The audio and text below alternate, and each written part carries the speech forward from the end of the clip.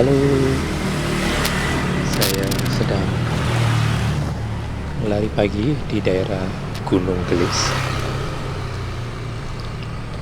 Sekarang sekitar jam setengah 6 pagi. Sudah berlari sekitar 2 km ke arah titik 0 km di Sentul.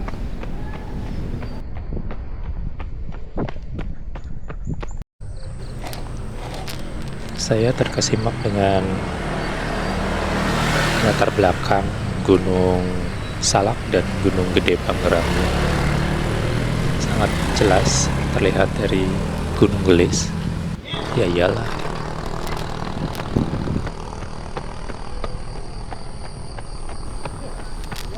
Jadi ceritanya saya sedang ada acara outing dari kantor saya.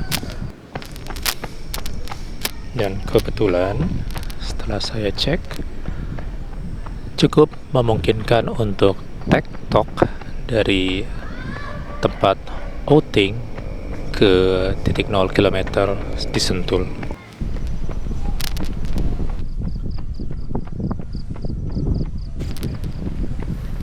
Cuacanya sangat mendukung. Semalam habis hujan, jalanan masih agak sedikit basah.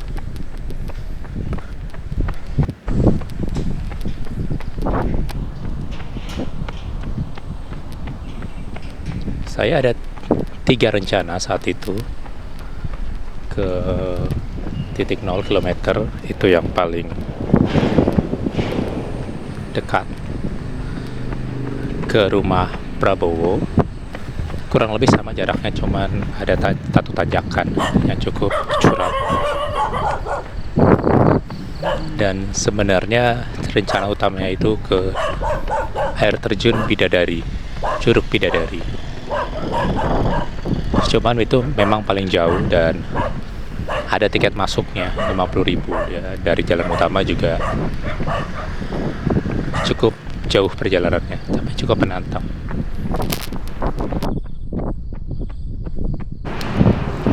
Ya, itu barusan saya digonggong-gonggong sama anjing. Kejadiannya sekitar jam 6 pagi. Masih sepi, masih cukup gelap di daerah sana. Jadi kebayang lah ya, digonggong-gonggong anjing di daerah yang agak-agak seperti hutan. Ya agak-agak bikin merinding sih.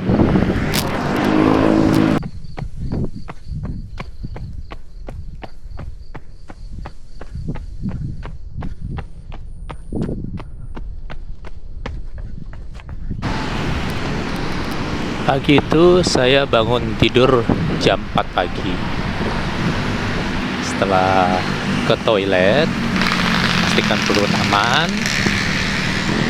Kemudian saya turun ke halaman depan hotel, melakukan pemanasan, dan akhirnya start pukul 4.45. Medannya cukup menantang, sangat menantang, walaupun tidak ada rute yang trail, semuanya masih rute jalan beraspal.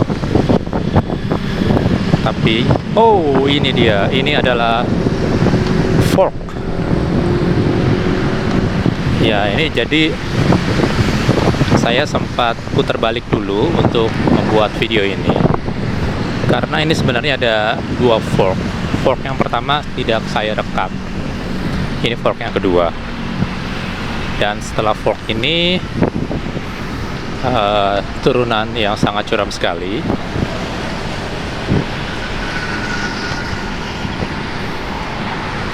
Nanti di akhir video ada cuplikan bagaimana saya menaikinya, mendaki turunan ini. Ya ternyata tidak terasa berlalu saja gitu.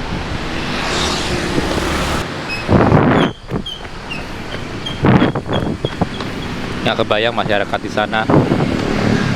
Wow, tuh curam sekali kan, tiap hari. Nah, ini dia salah satu masyarakat di sana, tiap hari mendaki. Jadi kalau tidak ada kendaraan bermotor memang sulit sekali hidup di sana sepertinya.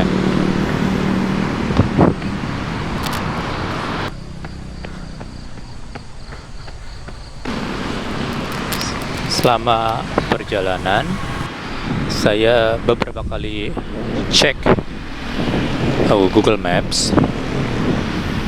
Ini adalah salah satu lapangan di dekat rumahnya Prabowo. Di seberang lapangan ini ada semacam rumah yang berisi ambulans dari Gerindra.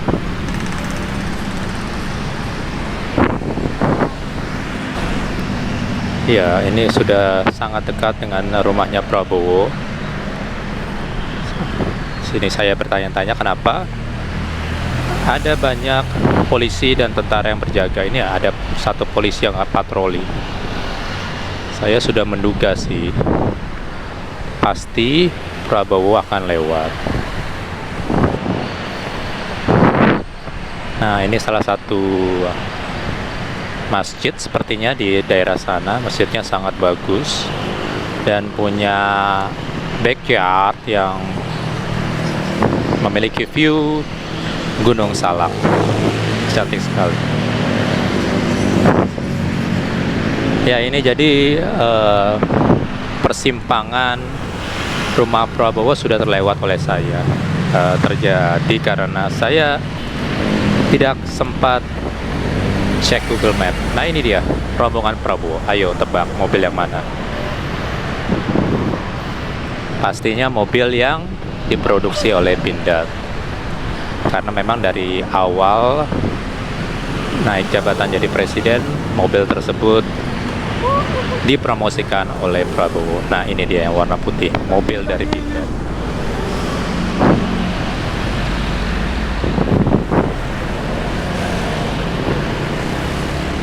Katanya sih mengambil badan dan dashboard dari sebuah mobil di Korea ya, Nissan mungkin. Oh, Nissan Jepang ya. Ya gitu deh. Ya, ini tiba-tiba saya tiba di titik 0 km Sentul. Sangat bukan ya, tidak terduga sih, karena awalnya ya nggak nyangka. Maksudnya awalnya mau ke rumah Prabowo dulu, tapi tahu-tahu tiba di titik 0 km Sentul. Karena memang sudah capek dan sudah cukup siang, saya akhirnya putar balik. Ya, ini kembali ke lapangan yang tadi.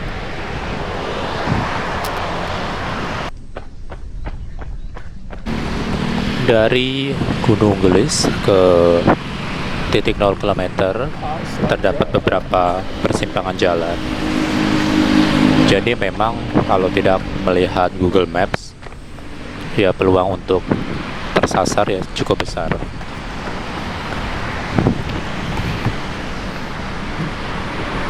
Di sini saya mencoba mendokumentasikan tanjakan yang tadi saya lalui. Terlihat curam sekarang. Tadi kok bisa ya saya melaluinya?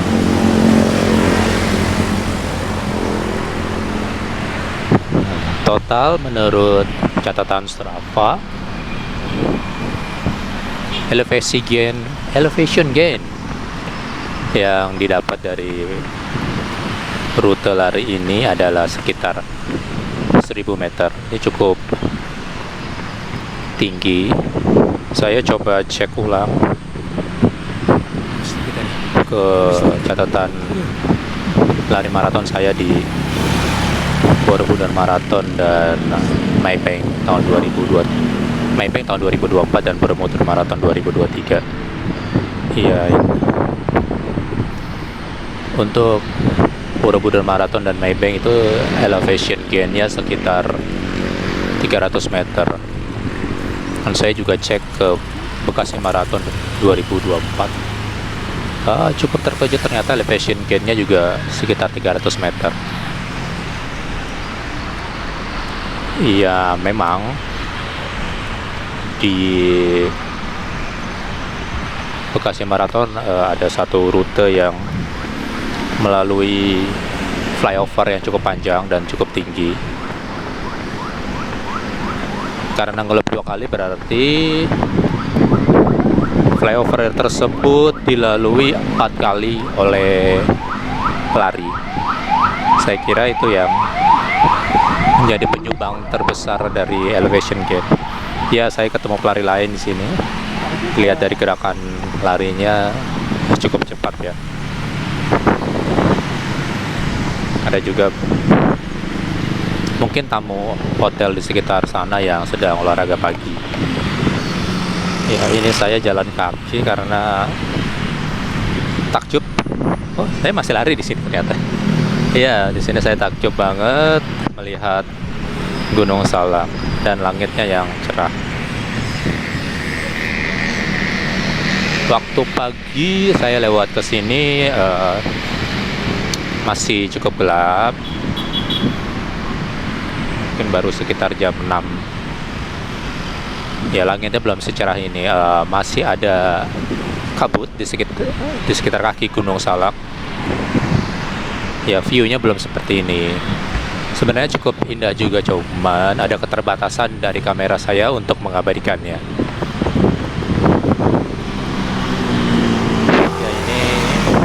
Ya, ini awal-awal kilometer, sudah mendekati hotel tempat saya menginap. Di sini ada sebuah penginapan villa yang menggunakan candi Bentar. Kurang ini sih, ya kurang cocok dengan daerah Sunda di sana. Ya, jadi di kilometer awal itu sudah meningkat elevasinya. Saya melewatinya bayangkan area seperti ini yang nggak ada lampu, saya lewati sekitar pukul jam 5 pagi, masih gelap. Ya, bayangkanlah gelapnya.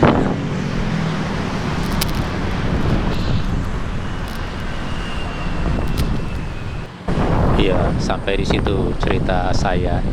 Videonya juga sudah habis, jadi sampai jumpa lagi di perjalanan di dokumentasi